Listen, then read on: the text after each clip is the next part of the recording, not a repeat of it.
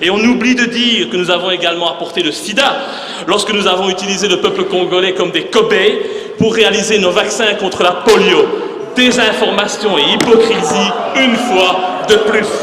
L'heure est venue d'oser regarder la vérité en face, d'oser reconnaître que jamais notre pays n'aurait pu se développer comme il l'a fait sans avoir pillé les richesses du Congo, sans avoir pillé les richesses du Congo, sans avoir pillé les richesses du Congo, sans avoir asservi le peuple congolais. 10 millions de morts, cela représente 50% de la population congolaise de l'époque, mais jamais notre pays s'est sincèrement excusé pour ces exactions. Aujourd'hui, plus de 100 ans après ces faits, notre pays a l'obligation morale de faire un devoir légitime et élémentaire de mémoire. Le Congo est pour toujours un pays frère, un pays sans lequel jamais la Belgique ne serait devenue une grande puissance européenne. Le règlement, c'est le règlement.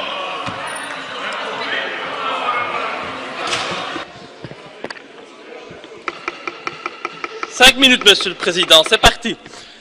Chers collègues, un pays ne peut se grandir qu'en ayant le courage de regarder en face son histoire et de reconnaître ses crimes et ses erreurs passées.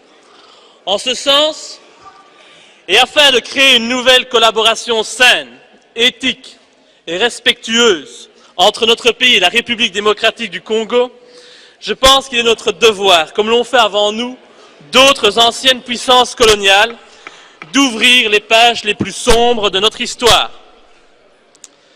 L'heure est venue d'oser regarder la vérité en face, d'oser reconnaître que jamais notre pays n'aurait pu se développer comme il l'a fait, sans avoir pillé les richesses du Congo, sans avoir asservi le peuple congolais. De nombreux bâtiments bruxellois, comme le Cinquantenaire, le musée Tervuren, ont été construits avec le sang du peuple congolais. De grands projets, comme le port de Zeebrugge, ont été financés par les richesses du Congo. Le travail forcé imposé par Léopold II, le roi des Belges, avec l'assentiment du Parlement entre 1885 et 1908 ne s'est pas fait sans mal.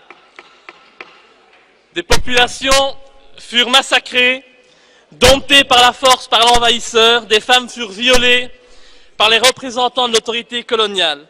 La déportation fut pratiquée, sans oublier la tristement célèbre coutume colonialiste des mains coupées, qui toucha également des enfants.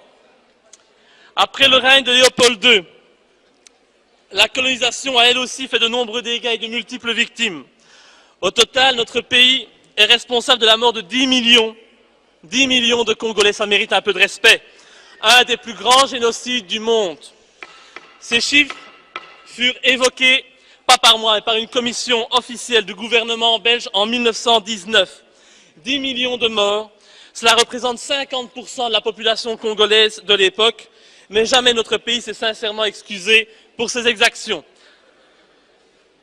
Bien sûr, le comportement brutal des colonisateurs était monnaie courante à cette époque. Mais ces éléments ne changent et n'excusent en rien les faits qui ont été commis par des représentants de la Belgique avec l'approbation claire et ferme du souverain de l'époque, le roi Léopold II. L'ambition de notre roi et le statut qu'il voulait offrir à notre pays ne doivent, c'est pas possible, hein.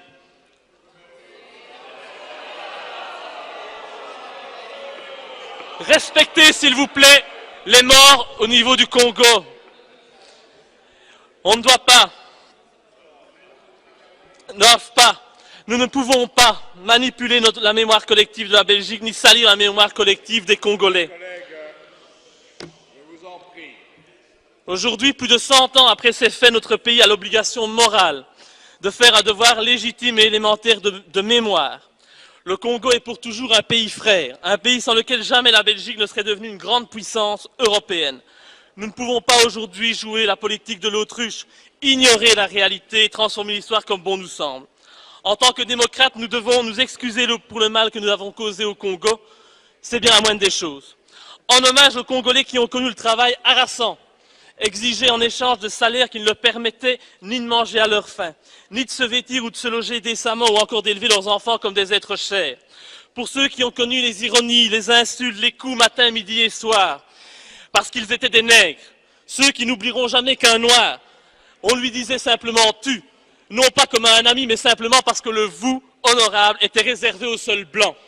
en hommage à ceux qui ont vu leurs terres spoliées, au nom de textes prétendument légaux qui ne faisaient en fait que reconnaître le droit du plus fort, le droit du colon. Eh bien, pour ces gens qui durent accepter que la loi n'était jamais la même, ce dont qu'il s'agissait d'un blanc ou d'un noir, pour ceux qui ont connu les souffrances atroces des relégués pour opinion politique ou pour leurs croyances religieuses, comme Simon Kimbangu, exilés dans leur propre patrie, et pour qui un avenir pire que la mort était réservé.